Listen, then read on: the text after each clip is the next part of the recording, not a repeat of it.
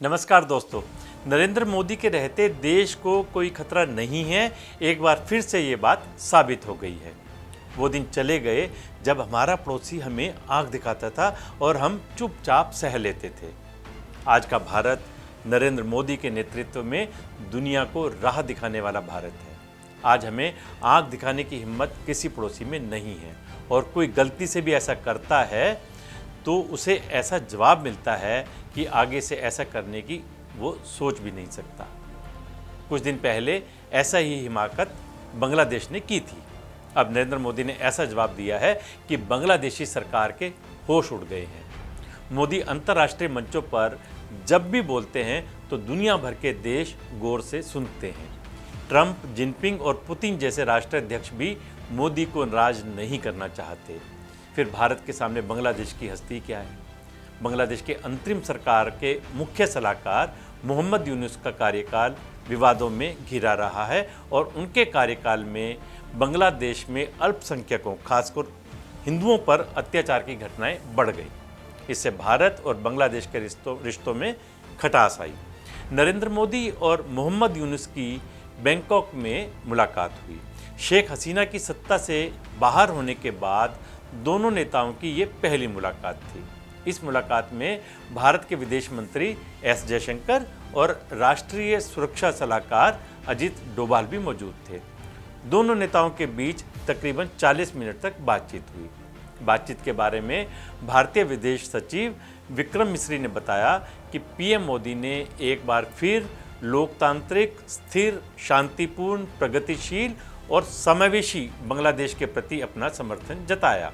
उन्होंने मोहम्मद यूनुस के भारत के साथ सकारात्मक संबंधों की इच्छा का स्वागत किया, लेकिन प्रधानमंत्री मोदी ने अपील की कि माहौल खराब करने वाली बयानबाजी से बचा जाए। सीमा पर सख्ती बढ़ाकर अवैध घुसपैठ को रोका जा सकता है और सीमा सुरक्षा को कायम रखा जा सकता है। प्रधानमंत्री मोदी ने बांग्लादेश में हिंदुओं और अल्पसंख्यकों की सुरक्षा को लेकर भी अपनी चिंता जाहिर की। बीते साल अगस्त में बांग्लादेश में शेख हसीना की सरकार को सत्ता से बेदखल होना पड़ा था। उसके बाद से मोहम्मद यूनुस ही बांग्लादेश की अंतरिम सरकार का नेतृत्व कर रहे हैं। उनका कार्यकाल शुरू से ही विवादों से घिरा रहा है और बांग्लादेश में अल्पसंख्यकों, खासकर हिंदुओं पर अत्याचार की घटनाएं बढ़ी हैं। इसी के चलते भारत और बांग्लादेश के रिश्तों में खटास आई है। पिछले हफ्ते चीन के दौरे पर मोहम्मद यूनुस ने भारत के उत्तर पूर्वी राज्यों को लेकर एक विवादित बयान दिया था, जिसके बाद दोनों देशों के रिश्तों में तल्खी बढ़ गई। मोहम्मद यूनुस ने चीन की सरकार से बांग्लादेश में निवेश बढ़ाने की अपील की थी।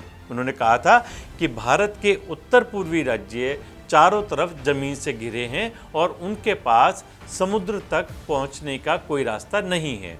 ऐसे में ये चीन के लिए अवसर हो सकता है।